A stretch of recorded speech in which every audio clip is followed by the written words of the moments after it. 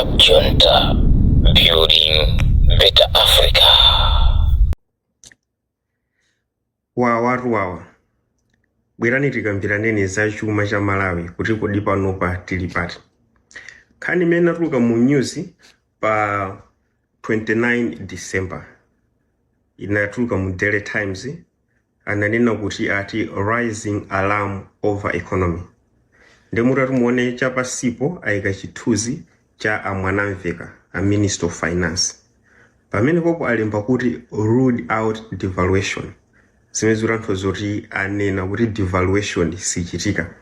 Ndapopo mwambamo ayikaso kunena kuti amene akupanga rise alarm, amene akuimba belu kuti economy siyenda bwino, ayika African Development Bank, UN, komanso ayika World Bank. Kwa pamene papa sana ikepo IMF. Nde ineyobe naunura safulumile kupanga video, safulumile kuika mulomo. Nde nayamba ndithu kumawerenga kuti ndimvetsetse chikuchitika ndi chani.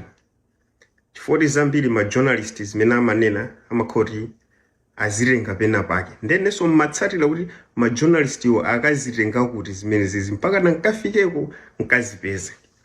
Nde nkhani ikuenda motere. Mu May, IMF inasiya kuthandiza Malawi. Anasiya chifonena kuti akuti pali zina sizimayenda bwino. Zimene anagwirizana kuti mupanga izi. Boma lakalelo silimayendetsa. Nde IMF ija inasiya kuthandiza mu May. Deno mu September tapanga zisankho boma latsopano labwera. Pa 27 October anthu amboma la Malawi ananyamuka kupita ku Washington DC kukakumana ndi IMF kukakambirana. Munkunena kwawa IMF ati zokambirana zake zinali fruitful, zinali zabwino, anaziyamikira. Sindidzo rumene kwa anakambirana zotani, koma nango ninoti IMF ayamikira pa zimene akambirana. Atachoka kumene kuja ndi pamene boma linadzabwera kukhala ndi media review jana longosola ijaso ngati simunayonere video yanga yambuyo nalongosola ndithu zimene a Minister of Finance anapereka ku Parliament. Anabwera anapanga zimene zija. Ndiyeno pa November 3 kulekezera November 7 gulu la IMF linabwera ku Malawi kudzakumana. Anakumana ndithu ndaona chithunzi china akumwerera juice ali limodzi. Anthu aboma, anthu ena ama business chani anakhala pamodzi kukumana. Kubwera kumano embira pa 3 kulekezera pa 7. Mpamene panadzaruka news kulongosola kunena kuti awo zimene anakambira na IMF ndi Malawi zioneka kuti anamvetsetsana. Nde ndadzura Malawi ndi IMF amvetsetsana, anthu ayendera limodzi. I was still maganizabe kuti kumvetsetsana kuli pati. Then napita be matani ndi mafufuza. Then tapita pa page ya IMF. Anangolembaso ndithu mwachidule kuti napita ndithu kulilongwe nditi mwathu kukakumana ndi ma minister ku Malawi komanso anthu ena kumene kuja nthu tinatani tinakambirana. Zambiri zili mu report ili. Ndiye panalirani report yo. Then napita ku report yo kukawerenga. Inali report ya mapage 120. Then mu report muja namba kumawerenga ndithu kuti ndive akukambirana zoti chani. Chifukwa funso limene ninali nalo ndilonena kuti pakabwera IMF timakondova za devaluation. Kuti kodi iwowa policy imene ali nayo ndi devaluation yokha kapena ali ndi zina.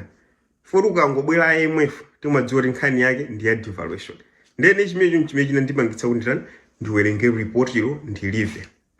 Kwa anthu amene andiwechenjera.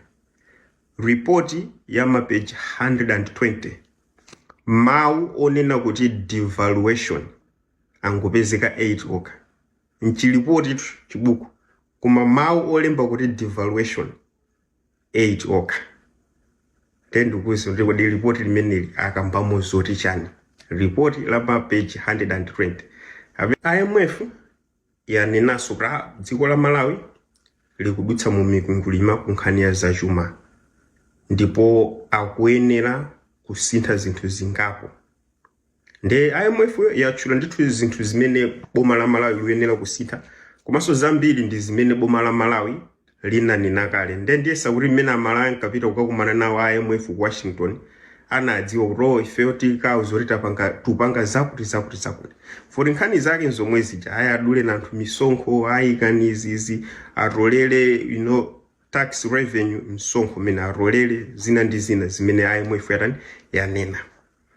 Tenkhani ino ya devaluation, IMF ndi wochenjera. IMF sananene kuti Malawi ipange devalue. Anena kodi chichoche kiti ndinoti chani.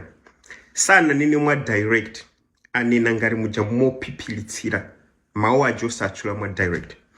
Poyamba apanga acknowledge kunena kuti boma la mbuyo linapanga ma devaluation. And chifukwa cha ma devaluation amenaja panapezeka kuti pabwera mavuto ena azachuma, monga ngati mitengo ya katundu kukwera. Koma kuchenjera kwake IMF sananene kuti katundu anakwera chifukwa cha devaluation. Akana IMF anena kuti katundu anakwera chifukwa chonena kuti boma lija litapanga devalue currency linayenera kupita timati pa floating exchange rate. Ndiforokosa kuti floating exchange rate ndi chani. Boma lija lapanga devaluation, atino limayenera kusiyano nsika udzipangano decide kuti kodi panopa dollar ndi ndalama zingati kukwacha. Osati soboma kubwera nkuneno kuti panopa dollar kukwacha mtengo wake ndiwo. Imene yamatchula fixed exchange rate. Ndakunena kuti boma linalakwitsa kuyika fixed exchange rate. Linayenera kuyisiya dollar ija ndi kwacha zidzingo menyana, imene dziwineyo iwineyo ikwera, imene luzeyo itsika, imene lingati chani floating. Chipita mwamba chitsika, chipita mwamba chitsika. Osati kungonena kuti tapanga devaluation, ndemene tapanga devaluation tachimitsa apa kwacha yathu ku dollar ili apa. Arana ayenera achisiye chidzipanga chani float, chidzipanga float. Pamenepo ndipo pamene arichenjerera. Ndi apa pano kubomeli latsopanoli sana wauze kuti pangani devalue kwacha nkumai pangano rino edzipangano float. Sana auze zimenezo. Angopeleka ganizo lina kuti boma likuyenera liunikire nkuonetsetsa kuti nsika wa kwacha ukuyenda mosaukankhakakha tingousiya udzienda mmene ukuyendera malingana ndi mmene chani misike makhalira. Pamenepo pamene achenjera. Fori sana wauza boma kuti pangani devalue, koma aiforokoza devaluation imene mayendera. Chilipoti chose cha 120 ndachiwerenga pena masiya kudumphisa, koma nkhani imene anena IMF ndi imeneyo. Akuti boma likuyenera kwacha ija ayisiye ndithu mwa floating, asalowererepo kwambiri, ayisiye kwacha ija idziyenda ndi dollar mmene zikuyendera. Eyeru ndi nkhani imene yanenedwa. Awa ndi maganizo anga, koma inewe monga ngati 1 nzika ya Malawi, 2 amene ndikuchitsatira chuma cha Malawi, ndikuona ngati kuti anthu magulu ngati amene wawa ndi amene akusokoneza. Mutati muone chuma cha Malawi chinali pa mikwingwirima, panali mavuto anthelatu, mitengo imangokwera nthawi iliyonse, fertilizer, forex, mafuta, zonse zimavuta.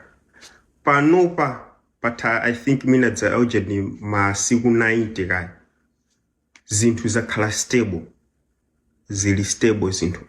Iwo anenera kubwera nkuyamikira. Rule number 1, amene abwera ayamikire kuti at least panopa zinthu zasinthako zili stable. Nkunena kuti ifeyo tikuthandizirani kunena kuti zipitilire kukhala stable.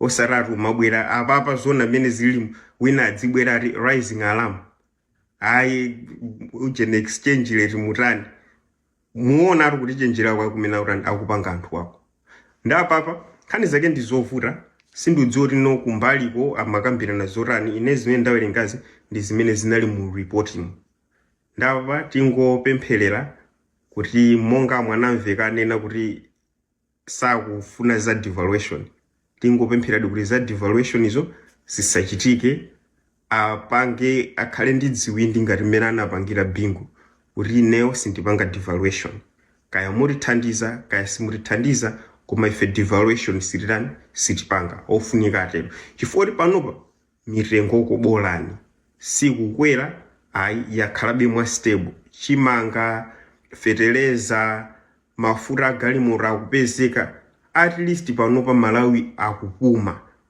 ndapa apitirize kupuma amene afuna kubwera atithandize kuti Malawi apitirize kupuma osariso tibwerereso mwakale muja mmene zinthu zimavuta eye rimene ndi report ya IMF. Club Junta, building better Africa.